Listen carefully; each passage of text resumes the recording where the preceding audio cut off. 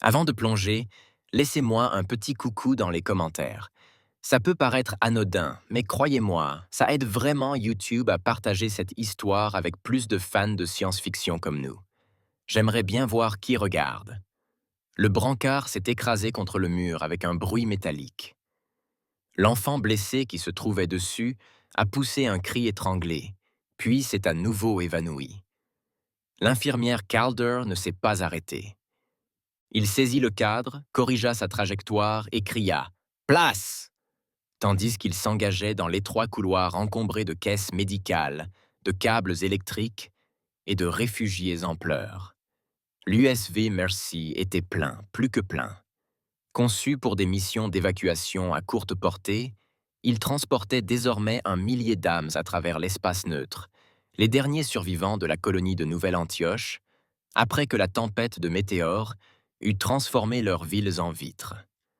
Le navire grinçait sous la pression, les coutures grinçaient, les systèmes d'oxygène s'activaient à plein régime. Dans chaque couloir, des postes de triage improvisés pulsaient sous des lumières d'urgence vacillantes. Un homme âgé gisait, la jambe brisée, sur une rangée de conteneurs transformés en civières. Une femme murmurait des prières pour son mari inconscient, la peau brûlée par les débris de la rentrée atmosphérique. Des enfants, sales et silencieux, étaient assis, collés les uns aux autres dans les coins, engourdis. Le vaisseau empestait l'iode, le sang, la sueur recyclée. Les machines bipaient, les fils crépitaient, les ventilateurs bourdonnaient, comme des mouches lointaines. Il n'y avait ni musique, ni calme, seulement le travail et le désespoir. Dr. Monroe, médecin-chef, se pencha sur l'abdomen ouvert d'un patient dans l'infirmerie, les manches retroussées, les yeux enfoncés. « On n'a plus de morphazine », marmonna-t-il. « Allez me chercher un truc pour clamper l'artère, bon sang !» Un interne hésita, jetant un coup d'œil vers une armoire calcinée. On avait utilisé la dernière sur le pont 3. Puis le navire trembla. Non pas le léger grincement d'un vieux bordé de coque, mais un tremblement violent et discordant qui déséquilibra plateau et corps. Les feux rouges s'allumèrent instantanément. Impact sur la poupe. « Quadrant technique !» cria quelqu'un dans l'interphone. Puis des parasites. Le coup suivant déchira le pont 5. Le Mercy tangua violemment, le métal se fendant tandis qu'une explosion explosait à l'extérieur. Les sirènes hurlèrent. Monroe lâcha son outil et courut vers la console la plus proche. « Où diable est notre escorte ?» aboya-t-il. « Les mesures de sécurité ont échoué, » dit Brax. « Ils ont tout contourné. Nous volons à l'aveugle et en douceur. » Il n'y a pas eu de réponse. Sur la passerelle, le lieutenant Brax s'est précipité sur le panneau de communication, clignant des yeux à cause des étincelles jaillissant de la console de navigation en court-circuit. « Aucune réponse du commandement terrestre, » dit-il à personne en particulier. « Nous sommes dans une zone morte. Aucun relais pendant 50 parsecs. » Les caméras externes scintillèrent une fois, puis se rallumèrent, offrant à l'équipage une vue claire de ce qui les avait frappés. 3 vaisseaux Haars, longs, anguleux et d'un noir pulsé, planaient juste hors de portée d'engagement. Contrairement aux vaisseaux de guerre traditionnels, les vaisseaux Haars ressemblaient à des lames courbes, polies et humides. Leurs coques scintillaient dans l'obscurité, leur traînée de propulsion pulsant d'une énergie surnaturelle. En leur cœur, une faible lumière violette jaillissait de bioréacteurs assemblés par des structures mécaniques. Prédatrice, rapide. Puis le message d'abordage arriva. Une voix aiguë, grave, rauque, à travers les cordes vocales extraterrestres, retentit sur tous les canaux ouverts. Ici, le capitaine Morduk, de la confrérie pirate du Har. Votre vaisseau est désarmé. Votre destin est différé. Nous reviendrons récupérer le reste. Considérez ceci comme une courtoisie. Les communications furent coupées. Immédiatement après, des salves de précision frappèrent l'anneau de propulsion du Mercy. Des explosions secondaires ébranlèrent le côté bâbord, et une section de la coque libéra de l'atmosphère dans l'espace. Les joints des cloisons se refermèrent brusquement. Le silence s'installa. Pas la paix, le silence. À cet instant, alors que les incendies s'éteignaient et que seuls les klaxons d'urgence retentissaient par intermittence, le navire devint un tombeau. Quelque part, un outil s'écrasa au sol et décrivit de lents cercles. Personne ne fit rien pour l'arrêter. Le seul bruit était celui des pulsations mécaniques des systèmes agonisants et des respirations des personnes attendant leur mort. Calder retourna en titubant dans l'infirmerie, le visage pâle. « Ils partent !» dit-il, incrédule. Le docteur Monroe le regarda, ses mains tremblantes, tenant toujours un cautériseur. Pas de renfort, pas d'armes, pas de temps. Sur la passerelle, Brack s'affala contre la console, les mains tremblantes. Nous sommes morts. Quelque part dans le couloir, un enfant se mit à sangloter. Le métal grinçait au-dessus de nos têtes, les régulateurs de température tombant en panne. Le docteur Monroe frappa du poing la console, le souffle court. Nous avons perdu les systèmes de survie sur le pont 5 et la moitié de nos réserves d'oxygène s'échappent par la section 12 de la coque. S'ils reviennent, nous ne tiendrons pas 5 minutes, conclut l'infirmière Calder. La passerelle était chaotique. Le lieutenant Brax avait les 2 bras enfouis dans un panneau fumant, essayant de rediriger l'alimentation des panneaux de secours. Des étincelles lui transpercèrent les poignets. De l'autre côté de la pièce, un jeune médecin, Ethan Maris, planait au-dessus du terminal de communication. L'écran bourdonnait d'interférences, des parasites se découpant sur les ondes. « La portée du signal est réduite », dit Maris d'une voix sèche. « Mais je peux faire passer un SOS compressé par le relais médical d'urgence. C'est à courte portée seulement. Rien ne garantit qu'il soit capté. »« Envoie le fleuil », dit Monroe. Maris hésita, même si quelqu'un l'entend. On n'est pas un navire de guerre. On est juste... Monroe l'interrompit. On l'envoie. Maintenant. Il saisit la séquence. Une icône rouge pulsa. L'onde s'affina une fraction de seconde, se stabilisa. Un message compressé traversa l'espace. Identifiant médical, identifiant du navire, nombre de victimes, drapeau de détresse. Puis silence. Compte, drapeau de détresse, puis silence. Marie s'affaissa. C'est fini. Bien, dit Monroe. Maintenant, attendons de mourir. Personne ne répondit. Les mots restèrent suspendus dans l'air comme du gaz. C'est alors que la voix retentit. Nous serons morts avant leur retour, dit-elle. La pièce se figea. Elle provenait du seuil du couloir, où de la fumée s'échappait d'un panneau lumineux endommagé. La silhouette se tenait immobile dans l'ombre, un pied légèrement en avant. Il n'avait pas l'air d'un commandant. Son gilet était déchiré, éraflé sur les bords. Pas d'étiquette. Sa chemise était propre mais sans particularité, les manches retroussées jusqu'au coude. Sur sa tempe droite, une fine cicatrice argentée s'insinuait dans la racine des cheveux. Son visage était ridé, mais ses yeux, l'un légèrement voilé, étaient fixes, concentrés. « Il faut agir », répéta-t-il. « Maintenant ». Quelqu'un près de la cloison arrière murmura « Mais qui est-ce » Angus MacGyver s'avança, ni vite ni lentement, juste assez pour que tout le monde se libère. Il scruta la pièce une fois. Son regard passa des conduites d'alimentation aux supports au sol, puis aux lignes médicales exposées. Ses mains restèrent immobiles, mais son cerveau, lui, avait déjà bougé.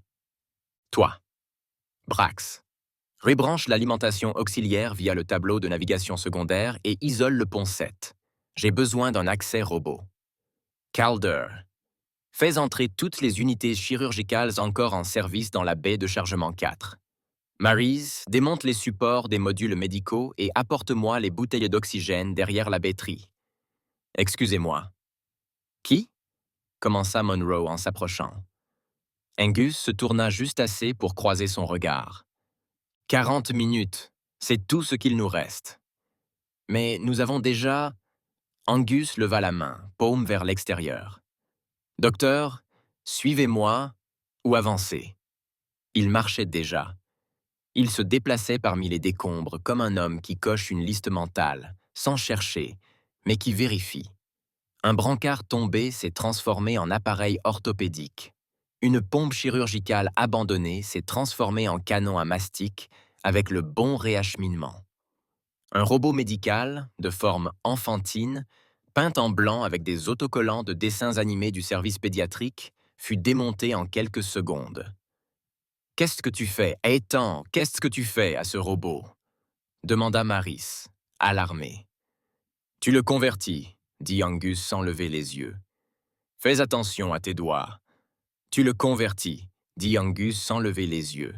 « Attention à vos doigts. Tu ne peux pas croire qu'on puisse les arrêter, » dit Monroe. « On est médecin, pas marine. » Angus marqua une pause, leva les yeux.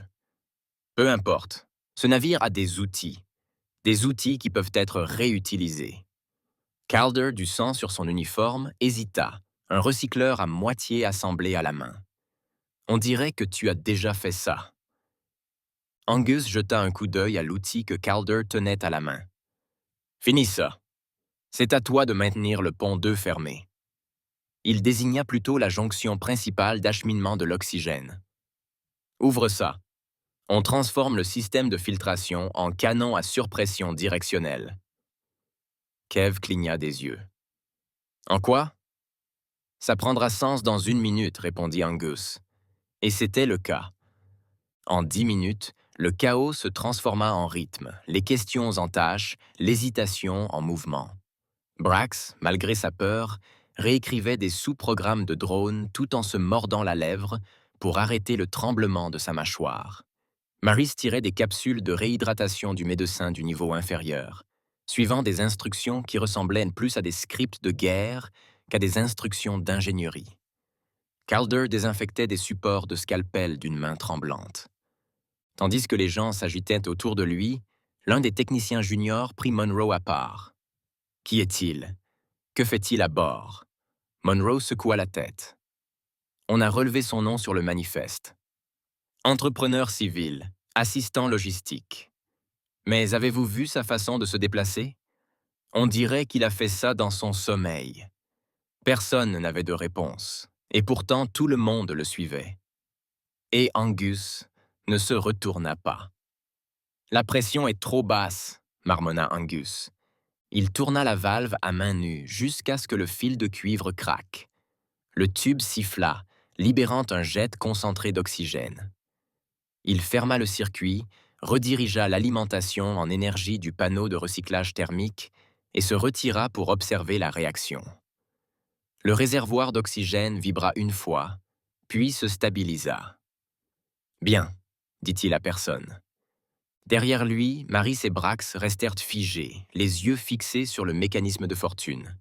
« C'est un tube de survie, » murmura Maris. « Plus maintenant, » répondit Angus. « C'est un explosif directionnel. La soute 4 était méconnaissable. Là où il y avait des lits de camp et des caisses de matériel médical, il y avait maintenant des rangées de bonbonnes d'oxygène modifiées, pressurisées à ras-bord. Des scalpels avaient été magnétisés et insérés dans des chambres ventilées. Lorsque les réservoirs explosèrent, ils déchirèrent l'air comme du verre dans une tempête. Angus se tourna vers Kev. « Fusiblez le groupe suivant. Apportez une autre capsule médicale. Nous avons aligné des leurres le long du couloir.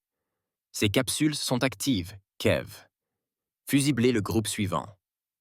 Apportez une autre capsule médicale. On a aligné des leurres le long du couloir. Ces nacelles sont actives, dit Kev. Elles ont encore des charges de stabilisation en marche. Mieux encore, c'est notre déclencheur. À bord du Mercy, le chaos s'était transformé en mouvement. Pas d'ordre. Ce n'était pas de la précision militaire, mais quelque chose de plus désespéré et humain, un génie improvisé, une panique contrôlée. Sur le pont 3, Calder s'accroupit à côté d'un drone de réparation de la taille d'une valise, dont le corps était marqué de logos pédiatriques, de soleil et d'étoiles souriant. Il ouvrit le panneau d'accès et regarda Angus pour confirmation. « Coupez le cœur, dit Angus. « Cet appareil est conçu pour administrer des médicaments aux nourrissons, répondit Calder. Maintenant, il lance des éclats d'obus. Tirez. Il le fit. Le drone tressauta une fois, puis s'immobilisa. Angus prit un scalpel orbital modifié sur un plateau voisin et l'inséra dans un lanceur. D'une pression prudente, il aligna le mécanisme de visée sur le capteur de mouvement rudimentaire du robot. Brax s'approcha. « Vous transformez des robots médicaux en mines. Je transforme ce que nous avons en ce dont nous avons besoin. » Brax jeta un coup d'œil à la console. « La limite de pression est trop élevée. Il va se rompre prématurément. » « Je sais. » Angus retira le module, le réinitialisa et recommença. On recommencera. C'était devenu une habitude. Angus agissait vite, mais quand c'était important, quand quelque chose n'était pas exact, il s'arrêtait et reconstruisait. Encore et encore. Travailler ne suffisait pas. Il fallait être précis. L'équipage l'observait, d'abord en silence, puis avec des questions à moitié digérées. « Où a-t-il appris ça ?» chuchota Kev à Maris. « Personne ne sait ça. Pas comme ça. Il marche comme s'il avait chronométré chaque respiration. Il ne transpire même pas. » Sur le pont 2, Calder suivit les instructions d'Angus pour rediriger le liquide de refroidissement vers le système de filtration du vaisseau. Les tubes sifflèrent, les lumières clignotèrent, puis tout le panneau passa au vert. « Tu viens de transformer le système d'air en bobine de plasma, » dit Calder, stupéfait. « Instable, courte portée, pas de recul, » confirma Angus. « Maintiens un niveau de liquide de refroidissement bas. Ne laisse pas le cœur percer. » « Qui t'a appris ça ?» confirma Angus. « Maintiens un niveau de liquide de refroidissement bas. Ne laisse pas le cœur percer. »« Qui t'a appris ça ?» Angus ne répondit pas. Il s'éloignait déjà. Dans l'armurerie, Maris disposa des gants chirurgicaux trempés dans l'accélérateur à côté d'auto-injecteurs vides. « À quoi ça sert ?»« À charger des charges éclairs, » dit Angus, lancé et aveuglé. « Ne fais pas de fantaisie. Je croyais que c'était un vaisseau médical, » murmura Maris. Angus leva les yeux, marqua une pause, puis dit doucement. « Je croyais que Nouvelle-Antioche était une colonie sûre. » Le silence réduisit la pièce au silence. Dans le couloir C7, 3 modules médicaux étaient équipés de capteurs de proximité. Angus s'agenouilla derrière eux, serrant du doigt le dernier segment de câblage.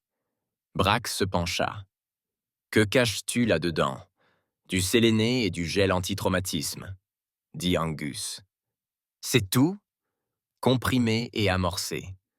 Quand ils ouvriront le module, il éclatera en mousse. Ça les ralentira. Ça les embrouille. Puis les bouches d'aération s'activent.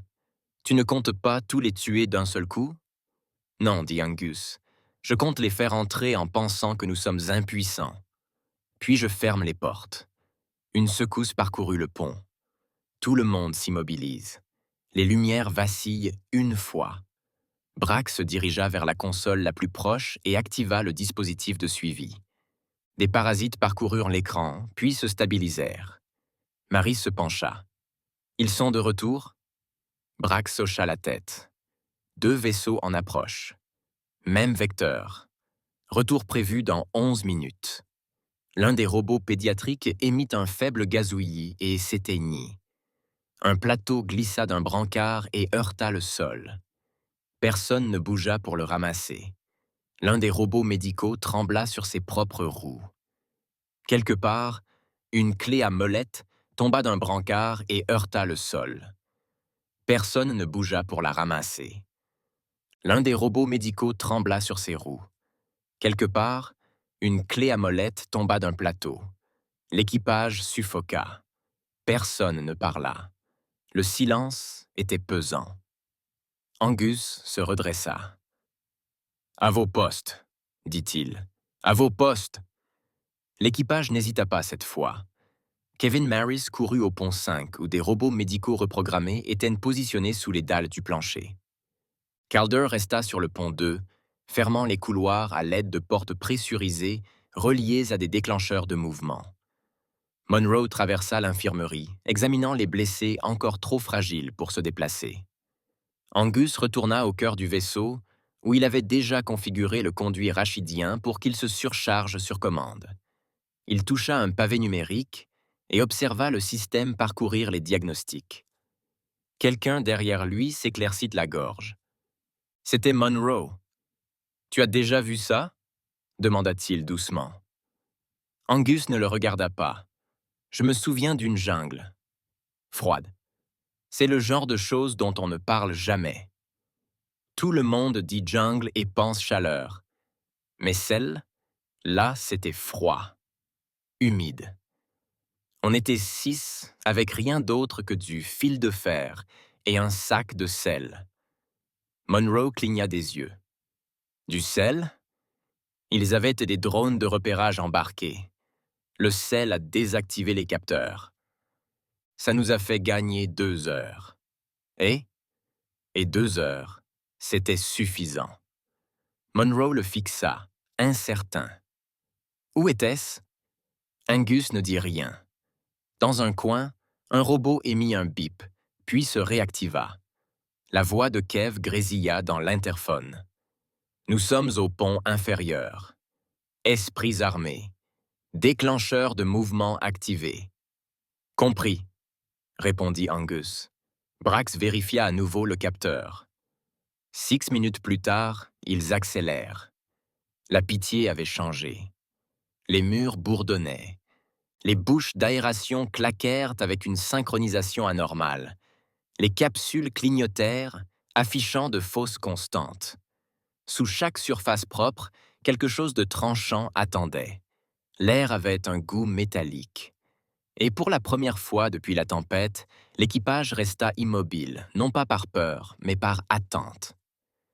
Angus se dirigea vers l'écoutille avant, vérifia le joint du verrou, puis se tourna vers l'équipage. « Ce n'est pas la guerre, c'est de la chirurgie, » dit-il. On ne crie pas au bloc, on ne se fige pas, on coupe, on cautérise. Et quand c'est fait, il s'arrêta, regarda de nouveau le schéma du merci. On referme l'incision et on continue. L'équipage le fixa du regard. Puis Maris hocha la tête. Calder resserra sa prise sur l'injecteur. Brax serra les mâchoires et se retourna vers les commandes. Sur la console, les vaisseaux du Har abandonnèrent leur vitesse de croisière. L'horloge marqua 0. Le premier pic d'abordage du Har heurta la coque extérieure du Mercy avec un impact sourd et creux, puis un autre encore. Les pinces sifflèrent en se verrouillant sur la structure du Mercy. Des ancres magnétiques transpercèrent les plaques scarbonisées. Des bras d'impact jumeaux s'étendirent depuis les flancs lisses des vaisseaux pirates. Des vaisseaux sombres, en forme de croissant, miroitaient d'une teinte huileuse, comme s'ils étaient imprégnés de goudron. Les horreurs étaient revenues. À l'intérieur, la miséricorde, le silence. Pas une seule alarme, pas une lumière vacillante, aucun mouvement dans les couloirs. Le vaisseau flottait dans l'obscurité, moteur froid, capteur passif. Juste un autre vaisseau brisé, éventré et prêt à être récolté. C'était la signature des Har. Attaquer vite, disparaître et revenir plus tard pour récupérer ce qui ne pouvait pas crier. À bord du navire pirate de tête, le crochet d'os, le capitaine Morduk était nonchalamment allongé dans son fauteuil gravitationnel. Il contracta le groupe de tentacules qui pendait de son menton, ses longs doigts se recroquevillant tandis qu'il observait le flux de données. La physiologie de Har n'était pas faite pour le confort. Ils étaient grands, musclés, recouverts d'une peau semi-translucide, parsemée de nœuds bioluminescents. De petites protubérances osseuses couraient le long de leur crâne en crête symétrique, et leur menton était pourvu de 3 ou 4 vrilles, frémissant d'agitation lorsqu'ils communiquaient. Leurs uniformes étaient amples, asymétriques, conçu pour une mobilité fluide, recouvert d'une maille réactive qui durcissait à l'impact. Le traducteur de Morduk cliqua. Les scans montraient l'été des signes de vie. Minimes. Moins de 20 corps chauds en mouvement. Il eut un sourire narquois. Il saignait. Le vaisseau était fichu. Rassemblez les restes. 4 équipes d'abordage furent lancées. À l'intérieur du Merci, la brèche fut rapide. Les sas explosèrent. Des torches à plasma transpercèrent les soudures. Les Ars affluèrent, 18 au total, armés de hallebardes chargées et de fusils à gravité, leurs pas résonnant sur le sol d'acier. Puis retentit le premier bip. Doux, enfantin. Un robot médical pédiatrique surgit de l'ombre. Il cligna des yeux une fois, puis parla d'une voix douce et préenregistrée. Les Haars marquèrent une pause. L'un d'eux leva son arme. Le robot ne réagit pas. Son sourire peint brilla sous les lumières du couloir. Puis il cligna des yeux. « Vous êtes en sécurité ici. » Puis il explosa. L'explosion déchira la formation de tête. 3 Ars furent projetés en arrière, leurs vrilles sectionnées en plein mouvement. Les lumières du couloir s'allumèrent toutes d'un coup, d'un blanc éclatant. Pas de sirène. Juste le silence tandis qu'un autre robot s'activait depuis le sol et s'avançait. L'escouade suivante s'engagea dans le couloir B7. Elle se dirigea vers une rangée de modules médicaux montrant de faibles signes de vie. Leurs bioscanners s'allumèrent. Des battements de cœur furent détectés. Ils avancèrent. Les modules médicaux s'ouvrirent dans un sifflement, libérant un jet à haute pression de gel traumatique et de solutions salines comprimées. Le mélange recouvrit leurs optiques. Ils trébuchèrent, et le sol s'illumina. Les conduits d'aération en contrebas furent parcourus d'une décharge électrique. 4 Haars convulsèrent, leurs blindages se court-circuitèrent et leurs armes tombèrent. Au-dessus d'eux, du conduit d'aération, une explosion de métal tranchant. Des scalpels orbitaux, magnétisés, tournoyèrent comme des shurikens lancés par un lanceur encastré dans le boîtier du conduit. L'un d'eux trancha la gorge d'un soldat Hards à mi-chemin. Un autre se logea dans un cluster respiratoire. Ils tombèrent. Angus observa la scène depuis le centre des opérations.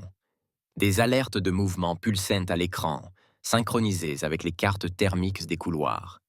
Chaque clignement marquait un battement de cœur déplacé, isolé. Il était assis dans le siège de commandement auxiliaire, entouré d'écrans, chacun affichant un couloir différent, un piège différent, une issue chirurgicale différente. Ses doigts dansaient sur un pavé tactile, ajustant les angles. Aucune expression. Aucune joie. Juste du travail. Il zooma sur le couloir C3. Un guerrier de l'horreur se détacha de son groupe. Il tourna au coin d'une rue, essoufflé, arme levée. Le couloir devant lui était dégagé, silencieux, vide. Il courut. Les portes claquèrent derrière lui. Un voyant pressurisé clignota en rouge. Il pivota, hurla. Les lumières du couloir devinrent bleues. Une fine brume s'échappa du plafond. Le plasma s'enflamma. Angus ajusta le ratio du liquide de refroidissement sur le panneau de contrôle, juste assez pour maintenir la température sous le seuil de risque structurel. Les horreurs se désintégrèrent. Depuis le crochet à os, Morduk observa son HUD clignoter. Son sourcil se fronça de confusion. Mais qu'est-ce qui se passe à l'intérieur? Grogna-t-il, ses tentacules s'étirant. Son système de communication vibra. Ici, l'unité 4, statique. Ils nous tunent, et on ne sait même pas quoi. Silence. Morduk se pencha en avant. 2 autres équipes de Haars entrèrent dans la baie médicale 2. L'un d'eux, Icht, large d'épaules et plus costaud que les autres, remarqua un mouvement. Une ombre se glissa derrière une armoire. Il tira. Rien. Il s'approcha. leva son fusil. L'armoire claqua. Derrière elle, l'une des capsules médicales laissa échapper un léger soupir. Les constantes vitales montèrent un temps flèche. Un battement de cœur. Ictéetch grogna. Avance. La capsule explosa. Ce n'était pas un patient à l'intérieur. C'était un groupe de détonateurs, armés de scies chirurgicales, de foreuses osseuses reconverties et d'injecteurs thermiques. L'explosion était directionnelle, dirigée vers l'extérieur, vers le haut, parfaitement mesurée. Le corps d'Igd fut déchiré en 3 directions à la fois. Le dernier Hars, survivant à bord du Mercy, hurla en essayant de jeter son arme, les mains en l'air. Il courut. Dans le couloir. Vers la sortie. Angus l'observa depuis le moniteur 17. Il ne scia pas. Il appuya sur une touche. La cloison de secours se referma derrière le pirate en fuite. Verrouillé. L'homme se retourna et vit la lumière du conduit d'aération. Elle ne se déclencha pas. Pas immédiatement. L'espace d'une seconde, il crut que cela l'épargnerait. Puis elle se déclencha. Un jet de plasma concentré, pas plus large qu'un cathéter médical, traversa le couloir sur toute sa longueur. Il ne cria pas. Il n'avait pas le temps. De retour sur le crochet à os, Mordek frappa sa console d'un poing griffu. Rapport d'état. Silence. Le canal de transmission s'illumina. Un seul flux activé. Le canal de transmission s'illumina. Un seul flux activé. Non autorisé. La vue provenait de l'extérieur du Mercy, depuis la caméra d'observation d'un vaisseau de Haar. Il montrait le hublot tribord. De minuscules étincelles dansaient dans le vide. Des corps. Des dizaines. Flottants.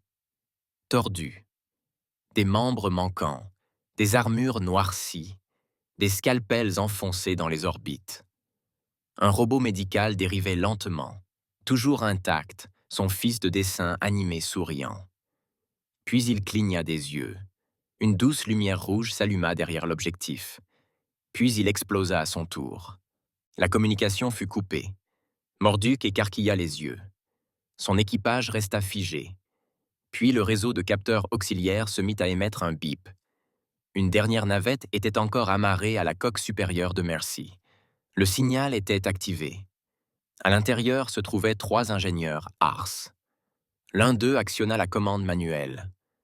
Un fin faisceau rouge, presque invisible, traversa horizontalement la cabine. Le flux devint blanc. Angus se cala dans son fauteuil, ferma le dernier relais et laissa les systèmes refroidir. Il expira lentement, prit un chiffon et s'essuya les doigts. Moins de 10 minutes. Il appuya sur l'interphone. « Claire, dit-il simplement. » Dans le couloir juste devant le hall des opérations, Kev resta figé. Sa main serrait encore un extincteur qu'il n'avait jamais utilisé. Il fixa l'écran, puis les portes, puis Angus à travers la vitre. Kev murmura « On est des médecins. Comment diable avons-nous fait ça ?» Mais personne ne répondit. La transmission atteignit le bord du réseau d'interception Coren Inter avec un léger scintillement, puis s'intégra parfaitement dans la mémoire tampon.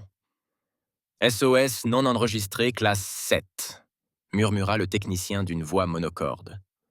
Relais de courte portée, aucun cryptage.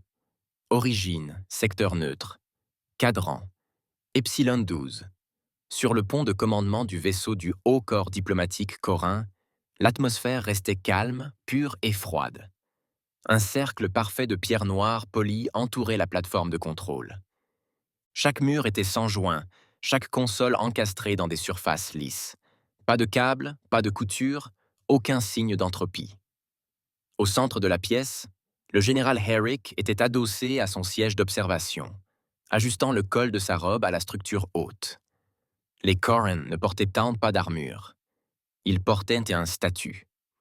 La tenue de Herrick était confectionnée à partir de fibres entrelacées de soie réactive, noire et or, avec des circuits imprimés en relief sur chaque bras qui scintillaient de faibles impulsions électriques lorsqu'il bougeait. Sa peau était lisse comme du verre, d'un blanc albâtre, parcouru de fines veines argentées qui pulsènent au rythme de sa combinaison biologique. Pas de nez, pas d'oreille, juste deux fentes verticales au-dessus de ses pommettes pour l'observation sensorielle. Ses yeux, fins et horizontaux, passaient du bleu à l'argenté à mesure qu'il parcourait les données. Signal humain, poursuivit le technicien. Désignation médicale. USV. Mercy. Eric soupira. Ah, la Terre. À sa gauche, l'ambassadeur Varick gloussa d'un ton bas et condescendant. Encore, une troisième voix, plus jeune, plus enthousiaste, le stratège Jalen se pencha. Dois-je informer le ministère des Affaires humaines? Eric secoua la tête. Inutile. C'est une opportunité diplomatique. Un sauvetage propre. Secteur calme. Vaisseau faible. Faites-en une démonstration. Varick eut un sourire narquois. Et les caméras? Eric fit un geste nonchalant de la main. Envoyez l'appareil de diffusion. Je veux des objectifs à spectre complet. Un réajustement dynamique de la lumière. Assurez-vous que nous capturions la séquence d'approche en pleine clarté orbitale. Dois-je envoyer une escadre de combat au cas où... Eric coupa Jalen d'un regard. C'est une ambulance humaine, stratège. S'il a été abordé, nous enjamberons les cadavres avec respect. Sinon, nous sourirons à l'objectif et ferons semblant de nous en soucier. Ordre transmis. En 6 minutes, 2 frégates diplomatiques Corin et un satellite de radiodiffusion sphérique accélérèrent vers les coordonnées du Mercy. De l'extérieur, le Mercy semblait mort. Pas de feu de navigation. Pas de traînée de plasma. Sa coque tournait lentement sur son axe, à peine stabilisée. Autour d'elle, des débris. Des dizaines de corps dérivés en silence. Certains calcinés, d'autres perforés par des micro-lames. Plusieurs avaient les yeux écarquillés par l'exposition au vide. Un examen plus approfondi révéla que les corps n'étaient pas humains. Leurs membres étaient trop longs, leur peau luisante et pâle, leur menton drapé de vrilles recourbées. Depuis le hublot d'observation avant du Mercy, Kev observa l'un des cadavres tourner lentement, puis heurter une plaque de coque. Il tressaillit. À l'intérieur, le nettoyage avait commencé. Calder et Maryse traînèrent un autre corps de Har dans le sas. Son blindage était à moitié fondu, sa peau fendue là où le plasma l'avait brûlé de part en part. « Ça ne va pas », marmonna Maryse en le soulevant par le bras. « C'est le protocole », répondit Calder sans lever les yeux. « Décontaminer. Éjecter. Sceller la coque. » Maryse fixa la silhouette flottante. « Enfin, on est des médecins. On est censé soigner les blessures, pas les créer. » Calder ne répondit pas. De l'autre côté du couloir, Kev hésita devant une trappe ouverte. Un autre corps gisait affalé contre le mur, à moitié brûlé, encore légèrement agité. Il tenait le crochet d'une main, figé. Angus s'approcha derrière lui, calme et silencieux. Kev se retourna, les yeux écarquillés. Angus vérifia la cage thoracique et jeta un coup d'œil à l'affichage sur son poignet. Rétroaction synaptique résiduelle. Aucune cognition. Il est parti. Kev détourna le regard. Je ne pense pas pouvoir suivre le protocole de décontamination, dit Hank doucement en posant une main sur son épaule. Le risque d'exposition cesse à la fermeture du sas. Kev hocha la tête, pâle, et bougea. Pendant toute la durée de la prière, l'équipage travailla dans un silence quasi chirurgical. Personne ne demanda ce qui allait suivre. Personne ne voulait parler en premier. Chaque pas donnait l'impression de finir la phrase de quelqu'un d'autre. Concentré. Monroe supervisa les passages sanitaires dans les BCS médicales. Maryse essuya les panneaux imbibés de sang avec de la mousse médicale. Calder refit le câblage des pores du biofiltre pour purger les matières organiques de la ventilation. Entre deux tâches, ils parlaient à voix basse. « Tu crois qu'ils vont nous faire payer pour ça? Pour avoir survécu? Pourtant, on dirait que le commandement voudrait enterrer quelque chose. Kev resta assis près du carrefour gravitationnel, un instant de trop, les mains tremblantes. Marie s'approcha. Ça va? Kev hocha lentement la tête. Je les entends sans cesse. Leur façon de crier. Je ne pensais pas que Hars pouvait crier comme ça. Marie s'assit à côté de lui. Nous sommes toujours en vie. Ouais, mais je ne sais pas qui a fait ça. J'étais là. J'ai aidé, mais je ne sais pas ce que je suis devenu à ce moment-là. Est arrivé à ce moment-là. En bas, sur le pont des opérations principales, Angus vérifiait les flux d'énergie, stabilisait les systèmes de refroidissement en ligne. Le vaisseau était de nouveau fonctionnel, silencieux, presque revenu à son état d'origine, sans le sang ni les débris. Il ne parlait à personne, sauf en cas de nécessité. Il n'enregistrait aucun rapport. Il se contentait de se promener d'un système à l'autre, vérifiant, réparant, préparant. Alors que le dernier corps était éjecté par le hublot dorsal, le satellite de diffusion Corine s'approcha. Son objectif pivota pour se positionner. La scène capturée était stérile. La Mercy dérivait silencieusement dans un champ d'étoiles, sans aucun mouvement visible de l'extérieur. Les corps flottaient autour d'elle, parfaitement espacés, comme si la violence s'était interrompue en plein mouvement et figée sur place. Un diorama des conséquences. Les frégates diplomatiques se mirent en formation, phares allumés, boucliers armés, non pas pour le combat, mais pour refléter la lumière vers les caméras. Depuis le soleil, le général Herrick ajusta de nouveau son col. Approche lente, passage latéral. Maintenir les feux latéraux de la station allumés. Je veux un contraste maximal. L'ambassadeur Varick se pencha. Voulez-vous vous adresser directement au satellite? Bien sûr, dit Herrick en époussetant sa manche. Début de l'enregistrement en dialecte humain standard. Il se tourna vers le drone de projection, reprit son sang-froid et commença. Ici, le général Herrick du corps Corin, apportant un soutien humanitaire officiel à nos associés de la République humaine. Nous répondons à votre appel à l'aide avec dignité et compassion. Nous approchons maintenant. Sa voix était douce. La posture était répétée. Derrière lui, le stratège Jalen vérifiait la télémétrie. Monsieur, le vaisseau ne présente aucun dommage critique. Il semble intact.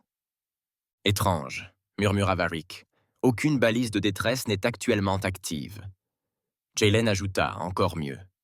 Eric répondit « Nous aurons l'air 2 fois plus nobles en prétendant sauver ce qui n'en a pas besoin. » Alors qu'ils approchaient de la miséricorde, le satellite ajusta la mise au point. Les corps tournèrent dans la lumière. L'un d'eux dérivait près de l'objectif. Cheveux brûlés, bouche ouverte, yeux éteints. Le flux resta silencieux 1 seconde. L'équipe de diffusion ne fit aucun commentaire. Un des officiers subalternes remua sur son siège. Un autre fit mine de régler la mise au point. Personne sur la passerelle ne le fit. Eric fronça les sourcils. Pourquoi n'y a-t-il aucun humain à la dérive? Jalen examina les données. Aucun signe de perte humaine à l'extérieur du navire. Varick se redressa. Alors qui a fait tout ça? Eric ne répondit pas. Le Mercy ne répondit pas à leurs appels. Pas de salut. Pas de lumière. Juste le silence. Eric s'éclaircit de la gorge. Envoyez une équipe à bord et laissez les caméras tourner. Tandis que la navette Corinne se détachait de son quai et se dirigeait vers la coque du Mercy, la transmission restait ouverte. Des millions de personnes à travers le réseau galactique regardaient déjà. Le drone de diffusion se mit en orbite de stabilisation à 20 km de la proue de Mercy, ses caméras étant réglées pour compenser la rotation du vaisseau humain, effectuant un panoramique lent pour cadrer la coque, le vide et le champ de corps flottant entre les deux. Transmission en direct lancée. Sur le pont de contrôle de la frégate Corinne Soli, le technicien de seconde classe Dren consultait les diagnostics, ses yeux cerclés d'argent parcourant rapidement son interface. Transmission en direct.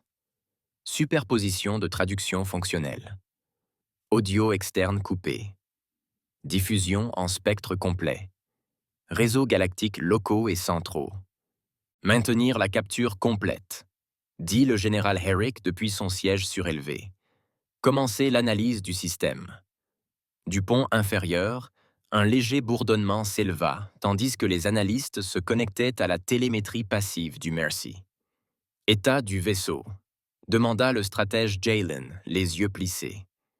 En ligne, répondit l'analyste Gorv. Niveau de puissance stable, pas de brèche dans le réacteur. Moteur en veille, mais amorcé.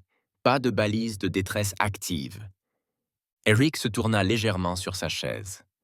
Toujours pas de réponse? Aucune, dit Gorv. Communications internes silencieuses.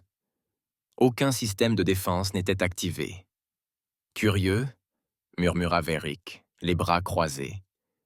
Pour un vaisseau qui demandait de l'aide, il semble plutôt calme. Il a demandé de l'aide, il semble plutôt calme. À travers le flux, l'objectif du satellite zoomait. Le corps d'Ahar dérivait, tournoyant lentement. Les tentacules de sa mâchoire se recroquevillaient, figés par la mort. L'armure était fissurée le long du sternum, fracturée en X, chirurgicalement. Le corps tomba doucement hors du cadre. Un autre corps suivit, un demi-torse, noirci d'un côté. Une fine ligne de tissu cautérisé séparait les tissus sains des muscles brûlés. Varick tressaillit. Rejouez cet angle. L'analyste obéit. Le drone refit la mise au point. Cette fois, la caméra s'attarda une seconde de trop. Un petit objet apparut dans le cadre, un scalpel, à un seul tranchant, inoxydable, humain. Du sang s'accrochait encore à la lame, figée en fils aciculaires qui s'étendaient en branches fractales depuis la pointe. Le flux galactique vibrait d'activité. Sur Hellion Prime, dans le salon orbital de la Confédération Maltech, une douzaine de fonctionnaires se tenaient figés autour d'un globe de projection. « C'est une lame chirurgicale », marmonna l'amiral Virek en clignant lentement des yeux. « J'ai déjà vu ce modèle. Un problème civil. Des kits de traumatologie. » Dans la salle des échanges politiques du 6e dôme de Venta, l'un des commentateurs balbutia en plein milieu de la diffusion. Au rez-de-chaussée du 6e dôme de Venta, balbutia l'un des commentateurs en plein direct. « Nous le sommes. Nous recevons confirmation. Oui, ce ne sont pas des armes militaires. Le Mercy est un vaisseau médical. Aucun armement enregistré. Dans une barge minière en orbite autour de la ceinture de Daryl, 2 réfugiés Vornar fixaient l'écran. « Sont-ce les pirates qui ont frappé le secteur Theta ?» demanda l'un d'eux. L'autre se pencha en avant. « Ils sont tous morts. » De retour à bord du Soli, la voix d'Eric se réduisit à un murmure. « Combien de corps ?» La réponse parvint du poste d'analyse. 42 confirmés. Que des Hars, aucun cadavre humain. La pièce resta immobile. Pour une fois, le silence leur appartenait. « Aucun !» rétorqua Varick. « Aucun !» Le stratège Jalen se détourna de sa console. « Monsieur, cartographie tactique des dégâts de coque terminée. » Harry hocha la tête. Et la réponse ne vint pas immédiatement. La voix du technicien en chef brisa enfin le silence, douce et presque incertaine. Il n'y a aucun dégât tactique, aucun tir d'arme digne de canon naval, aucune consommation d'énergie des systèmes embarqués standards. Il y a des brûlures anormales, des signatures énergétiques non classifiées. Mais structurellement, le Mercy est intact. La pièce changea. Pour la première fois, personne ne parla. Expliquez les anomalies, dit lentement Herrick. Allumage localisé du plasma, probablement interne. Contrôlé, chirurgical, répéta Verick avec amertume. Insinuez-vous que cela a été fait depuis l'intérieur du vaisseau? Un autre technicien tourna son écran. Vous devriez voir ça, monsieur. Une décomposition en 3D du système de ventilation du Mercy apparut. Des points rouges clignotants, des marqueurs d'explosion, étaient superposés. Vecteur directionnel, résidu de chaleur. Toutes les armes semblent improvisées, dit le technicien. Système de compression d'oxygène utilisé comme canon cinétique. Régulateur de plasma redirigé vers des pièges à allumage. Medbots reprogrammés. Certains ont servi de mine. Impossible, dit Jaylen. Confirmé, rétorqua l'analyste. Les horodatages indiquent que le redéploiement complet du système a été effectué en moins d'une heure. 47 minutes pour être exact. C'est impossible, dit Varric. On ne peut pas reconfigurer un vaisseau comme ça en moins d'une heure. On peut, si on sait où couper, chuchota quelqu'un. C'était Gore. Tous les regards se tournèrent vers lui. J'ai servi sur un vaisseau de recherche humaine pendant le traité Lissov.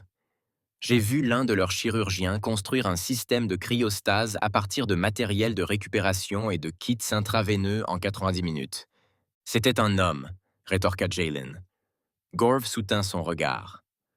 Peut-être que c'était aussi le cas. Le drone zooma à nouveau. Un nouvel objet passa. Un robot médical, modèle pédiatrique. Sa coque blanche était fissurée. Une lentille oculaire pendait, clignant encore faiblement. Des millions de téléspectateurs regardaient maintenant. Ils transformèrent leur robot en bombe. Lors d'un conseil de guerre sur la station Juneville, le maréchal de la flotte Ronix aboya. « Coupez ce signal. Obtenez-moi des renseignements sur chaque vaisseau médical humain dans les 3 secteurs. » Sur le central de Harkon Spire, les présentateurs des informations parlaient en même temps. Un massacre. Pas de journaux militaires. Toujours aucune nouvelle du commandement humain. Quel genre d'espèce fait ça depuis un vaisseau hôpital?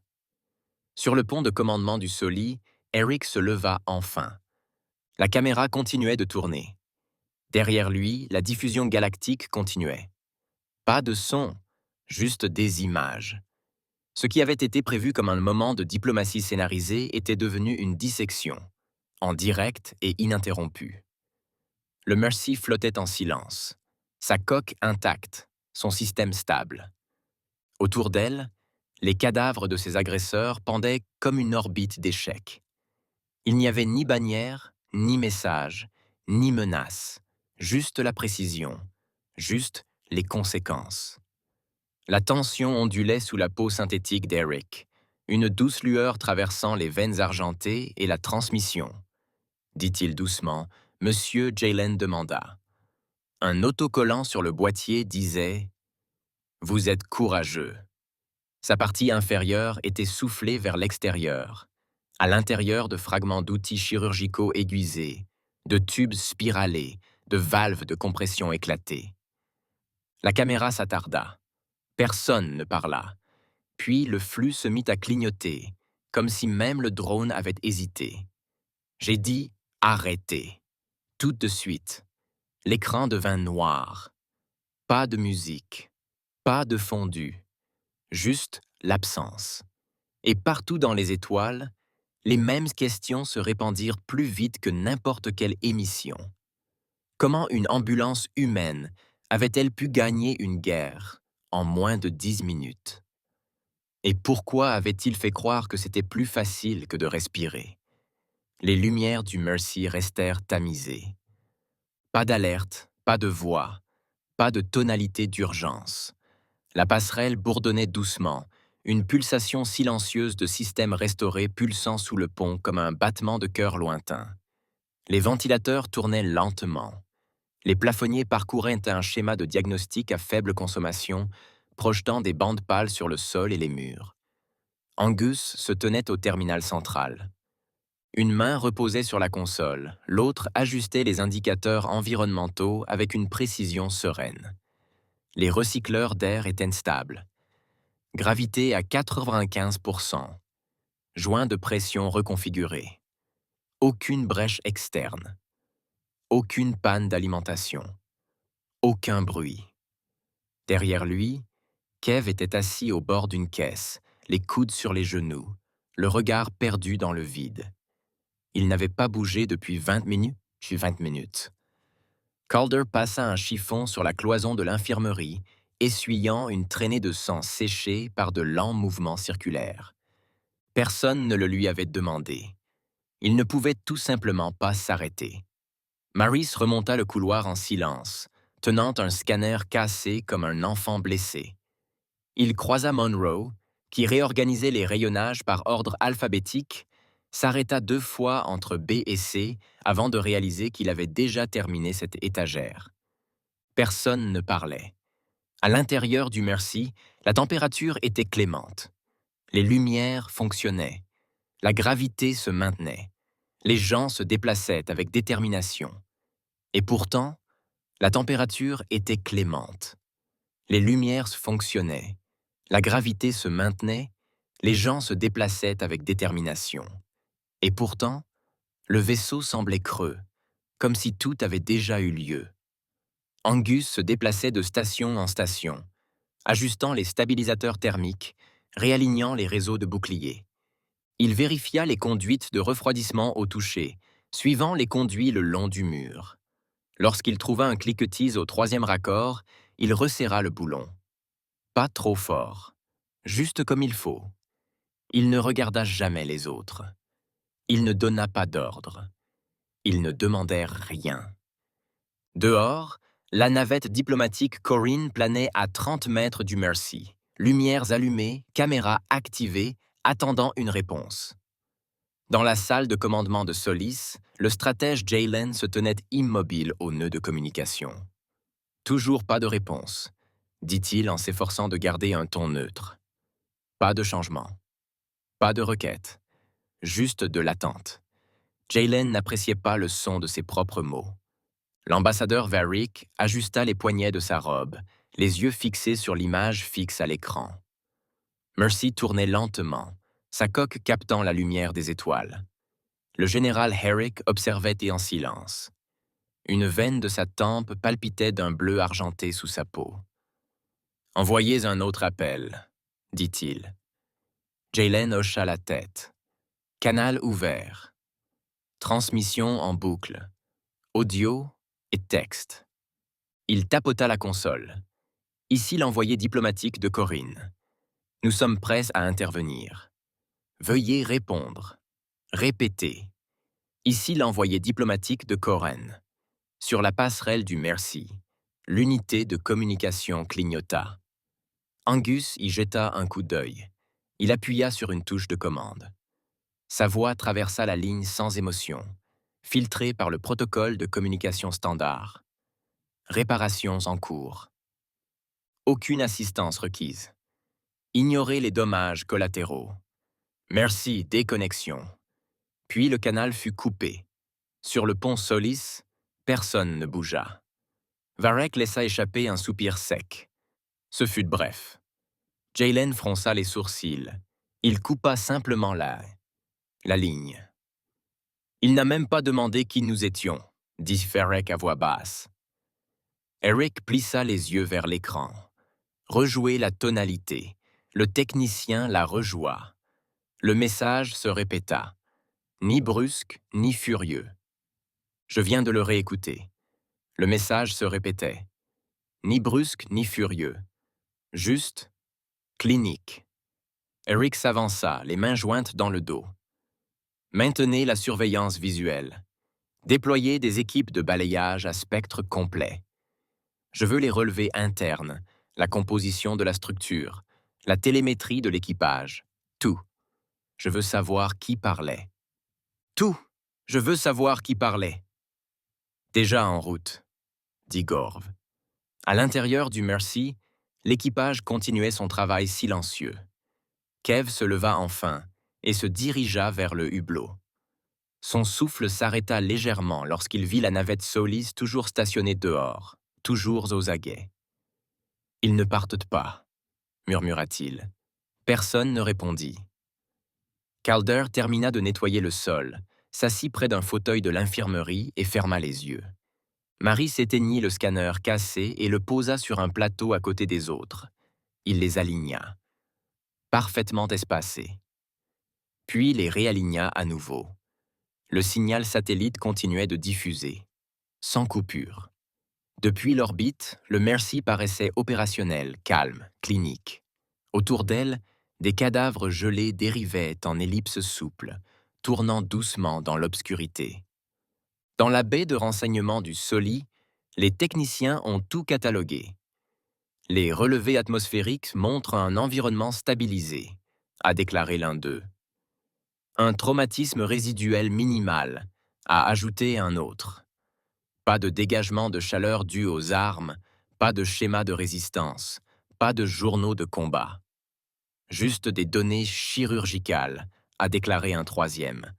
Des substitutions au niveau du système, des réacheminements autonomes, des commandes d'IA personnalisées. L'un d'eux marqua une pause. Celui qui avait fait ça savait exactement ce qu'il faisait. Sur l'écran, les propulseurs du Mercy s'allumèrent une fois. Juste un petit coup. Il pivota lentement. Port soupira vers le soleil, attitude rééquilibrée. Aucune annonce.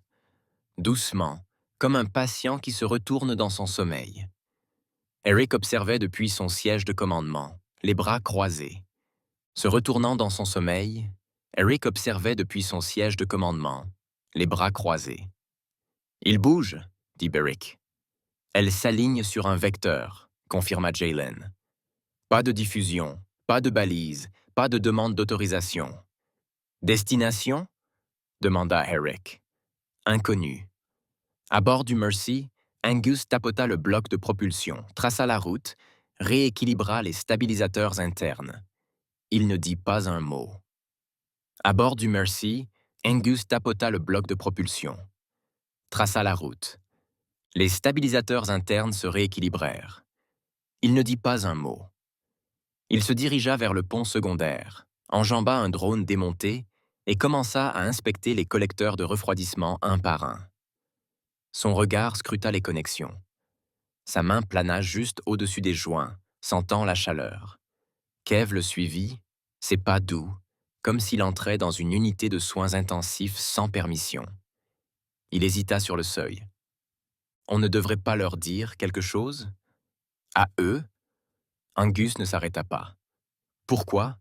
Ils regardent juste. Ils peuvent regarder.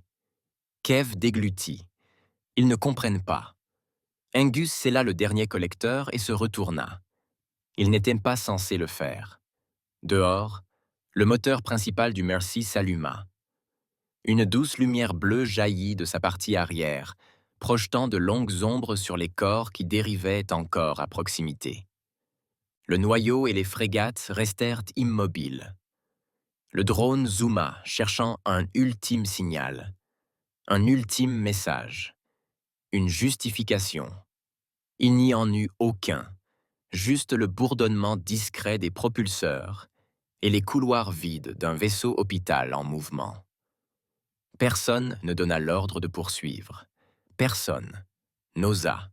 Le signal de transmission clignota une fois, puis continua, observant. Mais le Mercy ne ralentit pas. Il ne fit aucun signal. Il avança simplement. Moins d'une heure plus tard, le terminal de la base de données de la baie de renseignement de Solis émit un bourdonnement de déchiffrement crypté.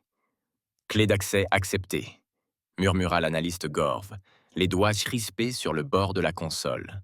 « Autorisation de niveau 7 annulée. Recoupement. » Le général Eric se tenait au centre de la salle, les bras croisés dans le dos, la posture impeccable.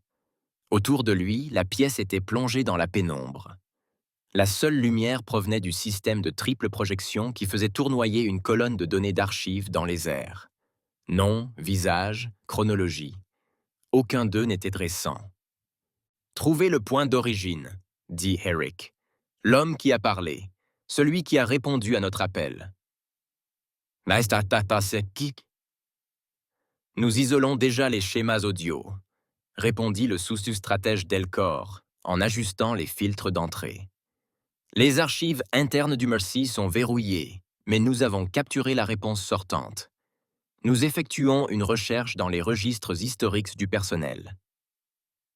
Analyse de correspondance vocale terminée pendant la nuit grâce à l'IA DeepScan. La résolution finale vient d'être obtenue. Le silence retomba dans la salle, seulement interrompu par le faible bourdonnement des sources creuses en rotation. Une correspondance pulsa à l'écran. Nom trouvé, dit Gorf doucement. Angus MacGyver.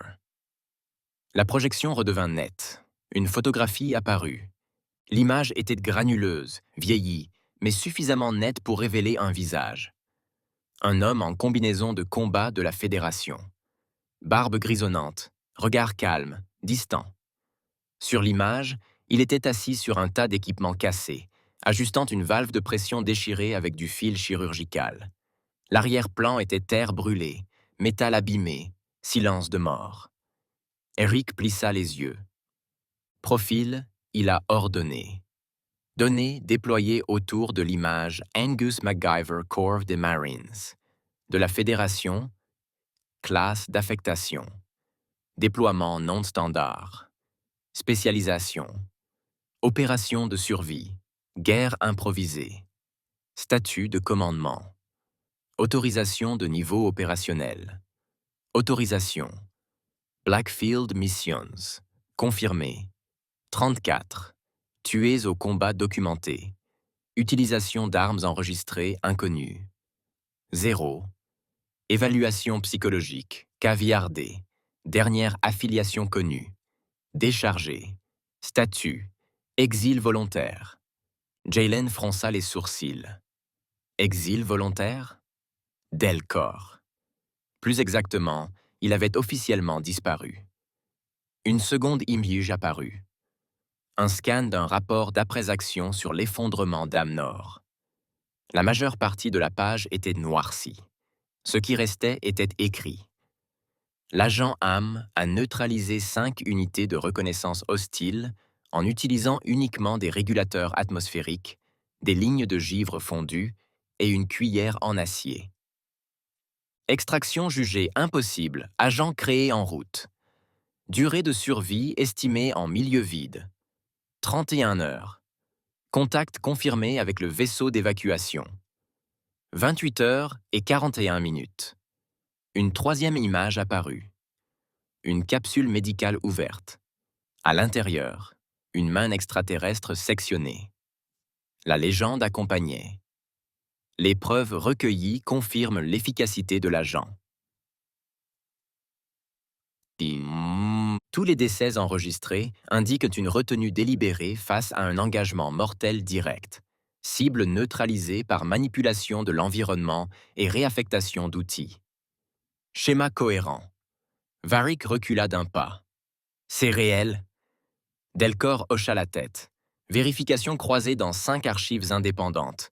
Son habilitation était supérieure à la mienne, plus haut que le tien. Gorf continua de défiler.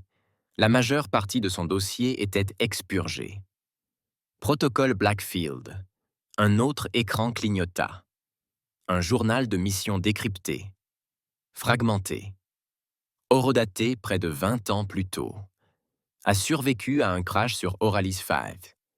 Aucun soutien. A construit une balise longue portée avec des pinces chirurgicales et des bottes antigravité de rechange. Localisé par une patrouille orbitale 15 jours plus tard. 12 survivants. Un seul, entraîné au combat. Il était le dernier survivant. La voix de Jaylen se brisa légèrement. Pourquoi cet homme n'était-il pas signalé? Nous n'avons aucune trace de sa présence à bord du Mercy. Il n'est pas répertorié comme membre d'équipage, confirma Gorv. Ni comme membre du personnel, ni comme patient. Alors, il n'était pas censé être là, dit Jaylen. Où exactement là où il était censé être? Rétorqua Delcor. Alors comment est-il monté à bord? Demanda Varric. Eric ne répondit pas. Gorv hésita. Une entrée, il y a 18 jours. Le manifeste du document le montre comme consultant en transport civil. Pas de grade, pas d'affectation, pas de vérification des antécédents. La main de Jaylen se serra dans son dos. Une coïncidence? Delcor fixait l'écran, la mâchoire serrée. Ou un test? Un silence pulsa dans la pièce. Eric s'approcha de la projection centrale. L'image d'Angus le fixait, burinée, précise, impassible. Il a fait tout ça sans armes, dit Varric. Exact, répondit Gorv. Les doigts d'Harik se contractèrent lentement. Pourquoi quelqu'un comme ça serait-il à bord d'un navire hôpital? Personne ne répondit. Un quatrième fichier s'ouvrit. Il s'agissait d'une numérisation d'une transmission classifiée envoyée 12 ans plus tôt depuis un avant-poste de Corinne, à la limite d'un espace contesté. Seules 2 lignes étaient lisibles. Agent AM aperçu dans des champs de débris après le conflit. Des interférences empêchèrent l'extraction. Aucun survivant n'était laissé derrière. Même désignation, précisa Gove. Il n'est pas affecté. Il se présente, murmura Varik, presque pour lui-même. Et lorsqu'il part, seul le silence l'explique. Varik semblait visiblement secoué. Nous n'étions pas préparés à ça. Harik hocha la tête une fois. Personne ne l'était. Il se détourna du flux. Marquer l'ensemble du dossier comme liste rouge. Restreindre l'accès. Notifier le Conseil du corps conformément à la sous-section 1. Recommandation diplomatique. Non-ingérence. Monsieur, demanda Jalen, devons-nous l'arrêter? L'interroger? La réponse d'Eric fut cinglante. Non. Il est parti sans un mot. Il a fait ce qu'il était venu faire, dit Eric. Et maintenant, il est parti. Delcor ajusta la projection. Une dernière image apparut, une vidéo de sécurité en basse résolution, prise par la caméra extérieure du Mercy lors de l'approche initiale du Har. Angus se tenait seul dans la baie d'observation. Il n'était pas armé. Il ne portait pas de blindage. Juste un simple gilet. Un outil de diagnostic à la main. Derrière lui, la flotte ennemie approchait. Il ne broncha pas, ne scia pas. Il éteignit simplement les lumières. La console s'assombrit. Le hublot s'obscurcit. Et dans cette absence, le message était plus fort que n'importe quelle émission. L'image se figea. Une seule image. Eric la regarda longuement. Puis il parla, à peine plus haut qu'un murmure.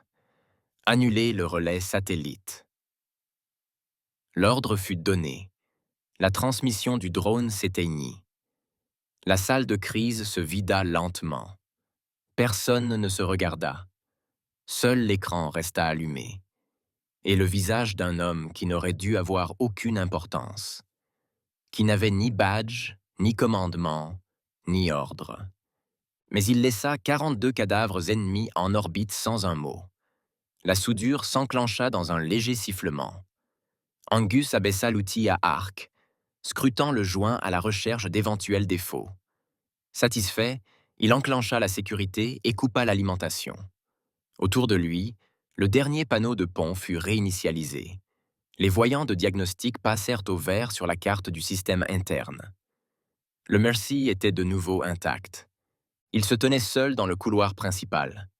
L'odeur de polymère brûlé et d'agents stérilisants flottait encore dans l'air au-dessus de sa tête. Le faible bourdonnement des relais de puissance recalibrés pulsait comme une respiration régulière et silencieuse. Le vaisseau était propre, réparé et opérationnel. Dans la baie médicale 2, Monroe avait scellé la dernière armoire à pharmacie. Aucun patient n'occupait les lits. Aucune trace de sang ne maculait le sol. La pièce était exactement comme la semaine précédente, juste un peu plus calme. Marie s'était assise dans un coin, une lampe chirurgicale propre à la main. Il la faisait tourner distraitement dans ses mains. « Ils sont toujours là-bas, dit-il. Monroe ne leva pas les yeux. Qu'ils regardent. On dirait qu'ils attendent quelque chose. Monroe ferma l'armoire avec un léger clic. Ils l'ont déjà sur le pont 3. Kev arpentait le couloir devant le poste de maintenance avant. Ses bottes claquaient sur le métal avec une régularité précise. Calder s'appuya contre le mur à proximité, les bras croisés, les yeux mi-clos. « Tu crois qu'on va être puni pour ça ?» demanda Kev. « Pour avoir survécu, » répondit Calder. « Pour ce qu'on a fait. » Calder haussa les épaules. « On n'a pas commencé. Mais on a fini. » Ils se turent tous les deux. Les lumières au-dessus d'eux s'allumèrent à pleine puissance. Calder leva les yeux, puis se tourna vers Kev. « Tu as déjà vu quelqu'un comme lui ?» demanda Kev. Calder secoua la tête une fois. Non. Aucun des deux ne reprit la parole. Au carrefour principal, Angus franchit l'accès au système primaire. Il ajusta les stabilisateurs thermiques, réaligna les réseaux de boucliers, vérifia les conduites de refroidissement au toucher, traçant les conduits le long du mur. Lorsqu'il trouva un cliquetis au troisième carrefour, il serra le boulon. Pas trop, juste ce qu'il fallait. Il ne parla pas, ne demanda pas d'aide, n'expliqua pas la suite. Personne ne demanda, car tout le monde avait déjà compris. Par le hublot avant du Mercy, la flotte Corrine restait en formation stationnaire. Leur vaisseau était toujours armé, toujours protégé, toujours en train de scanner. Mais ils ne s'approchèrent pas, ils ne transmettirent pas, ils ne clignèrent pas des yeux. Sur le pont du vaisseau amiral Corran, le Soli, le général Herrick, observait le Mercy sur l'écran principal. Varric et le stratège Jalen restèrent derrière lui, silencieux. « État d'avancement » demanda Herrick. « Ils se préparent à sauter » répondit Jalen. « Moteurs en chauffe. Cap verrouillé. Toujours pas de transmission ? Aucune depuis la dernière. » Herrick hocha la tête. Sa posture était calme, les bras derrière le dos. Aucun ordre n'avait été donné, aucune action entreprise. Le Corrine restait immobile, seuls les observateurs étaient présents. À bord du Mercy, la séquence de navigation était finalisée. Angus prit la barre. Ses mains se déplaçaient sur les commandes avec la même précision calme qu'il avait employée pour tout le reste. Lumières allumées, propulseurs amorcés, plan de vol aligné, arrivée estimée, 18 minutes après le saut. À l'arrière de la passerelle, Marie prit place. Il hésita, puis se dirigea vers la console la plus éloignée. « On part vraiment ?» demanda-t-il. Angus ne se retourna pas. « Oui, ils nous surveillent toujours. Ils continueront de nous surveiller. » Marie hocha lentement la tête. « Je pensais qu'on serait interrogé, peut-être même arrêté. » Angus activa une dernière commande. « Ça voudrait dire qu'ils ont compris ce qui s'est passé. » « Et ils ne comprennent pas ?» Il tourna légèrement la tête. « Non. » Kev entra ensuite. Ses mouvements étaient mesurés comme s'il entrait dans une salle pleine de patients inconscients. Ils n'envoyèrent même personne. Ils ne le feront pas. Pourquoi pas? Angus ne répondit pas. Il appuya sur la clé de contact. Les moteurs du Mercy s'allumèrent à l'extérieur. Les lumières de la coque revinrent au bleu opérationnel. Les balises du couloir s'allumèrent une à une. Le train d'atterrissage se scella. Le Mercy commença à tourner doucement, un patient se retournant dans son lit, déjà endormi. À l'intérieur du Soli, Herrick observait en silence. Varric retira lentement ses gants. Jalen s'arrêta de respirer. « Aucun signal, » dit Jalen. « Aucune autorisation, » répéta Varric. « Aucune explication, » termina Herrick.